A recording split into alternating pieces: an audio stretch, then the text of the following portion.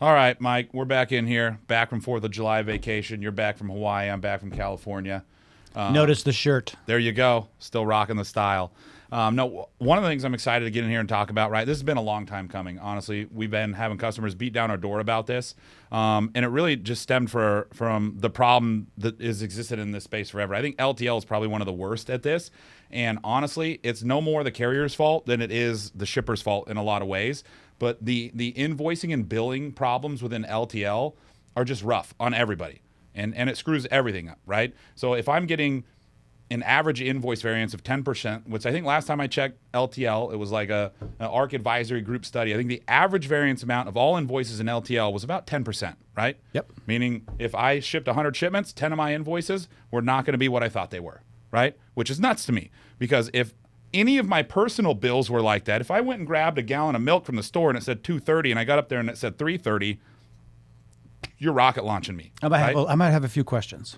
Well, and also to think about it is there's an entire industry that has been built off of those errors. There's freight audit. Freight audit. There's freight audit companies out there, and this is their existence of all they do is just audit freight bills, LTL freight bills on a daily, monthly basis, and charge a lot of money for it. And what's funny about that, though, and you know this, there's something that happens here. It just adds more cost to the LTL carrier in a lot of ways with those traditional freight audit companies, right? Because it's going to extend how fast the carrier gets paid. Some of them these days, and most of them, have to go in and out of different portals. They have to adhere to different terms and conditions with all these folks. And effectively, I'm sorry, as a shipper, you guys don't think about it this way. And Todd Poland really said it best. You have effectively outsourced your problems to me. Yes.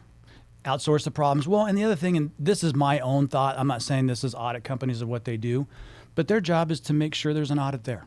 Yeah. There really is. So what is the goal for that audit company to correct it so it does not happen again? Yep. And to me, that is a big problem in this industry that needs to be solved, because at the end of the day, whether it is a misrate, whether it is a reclassification, whether it's a reweigh, somebody is right and somebody is wrong, and that needs to be corrected moving forward so it does not happen again. Because anytime you have to touch a bill a second time and rebill it, there is a cost associated not only for the shipper, the consignee, but also for the carrier, because they have to have manpower behind that to be able to go in there and make that correction. Yep. And when you look at like overall customer experience and how they kind of rate carriers, this is the number one thing most all carriers get dinged with, is the customers are not satisfied and don't like the billing process. The number process. 2 on issues out inside of the industry, right? Yep. Number 2 is rating issues.